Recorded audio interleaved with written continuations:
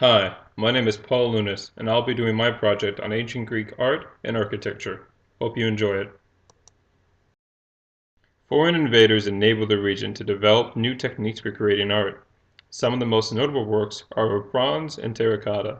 The bronze pieces became more accurately developed over time due to the emergence of wax casting techniques. Animals were often depicted and fit well in the somewhat abstract style of the time, although humans less so. The name of the period comes from the geometric strips placed across pottery to describe images of life and fiction.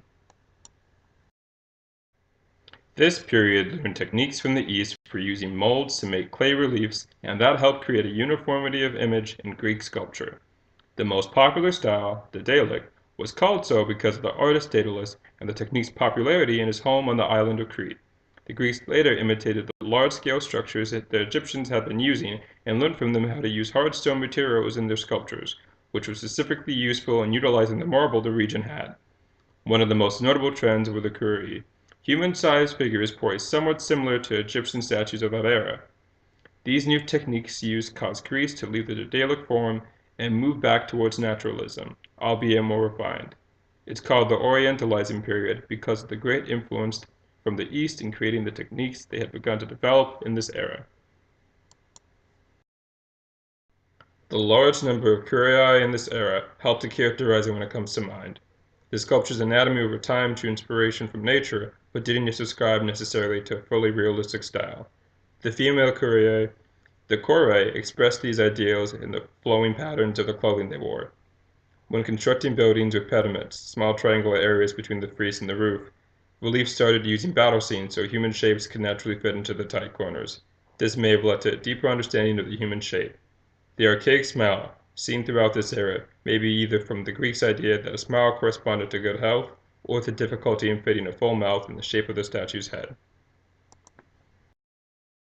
The beginnings of the classical period helped establish a style so unique it stood as the foundations for much after that point. It carried a calm and a balance that sharply contrasted the previous period.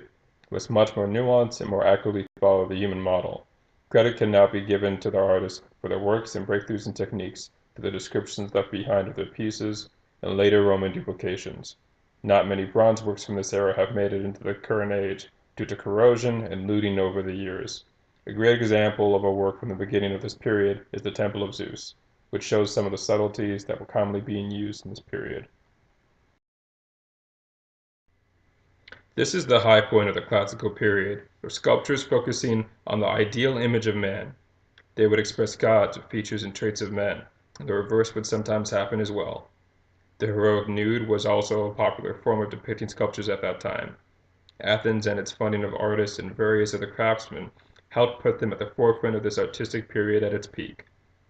Various notable works from this period include the statue of Zeus at Olympia, which is considered one of the seven ancient wonders of the world, Athena at the Parthenon, as well as the various sculptures in the pediment and in the frieze, and the sculpture of Nike in Olympia, who specifically showed a femininity not seen before and helped bring in a sensuality to the style.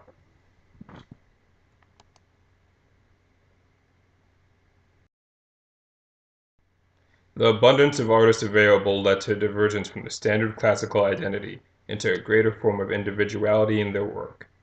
It was not a complete departure, though, from previous forms and techniques, but a gradual shift into more unexplored artistic territories. Portraiture emerged from the desire of the rulers of the time to find ways to immortalize themselves and their deeds. Praxiteles, Scopas, and Lysippus were iconic because of their various creations in this era. Praxiteles was known for his sensuously detailed Aphrodite, which is popular enough to have had many copies made. Scopas was notorious for his technique in showing emotions in his works. Lysippus made sculptures which asked the viewer to look at them from multiple angles, enabling the focus to extend from just one perspective.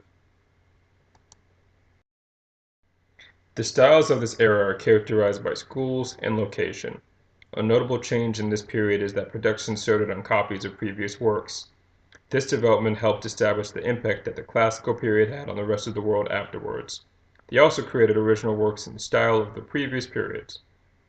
The art manages to depict high energy and movement, as well as a new level of sensuality in Venus de Milo. Eventually, Rome adopted the artistic techniques of this period, even going as far as to hire some of the same artists to create their own style. In Greek architecture, the Doric order is the oldest among the three. The original format used here may have originated in an earlier concept used in wooden structures. This particular architecture can be seen in different Greek works, most notably the Parthenon. The easiest way to distinguish among the three orders is to look at the columns. Starting from the top, the cornice has projecting blocks coming out of its lower section, the soffit. The frieze has triglyphs with meadows, small areas between the triglyphs that may have reliefs on them. The architrave in these columns are relatively simple. The capital is a square piece of stone called the abacus, with the echinus, or the curved section usually cut from the same piece of stone, underneath it. The shaft usually has 20 flutes going along it and ends without a base. The technique used for the most iconic part of the Ionic order, its capital, was most likely developed by Asia Minor. The technique, though, can most clearly be seen in the Etrium in Athens. The entablature starts off with a corona, followed by the rest of the cornice being detailed by small dentils. The friezes of this order often had reliefs carved into them. At the bottom of the entablature, the architrave is split up into three bands. Of all the Ionic features, the most recognizable is the volute capital. The echinus molding finds a space to occupy between the curls of the volute capital.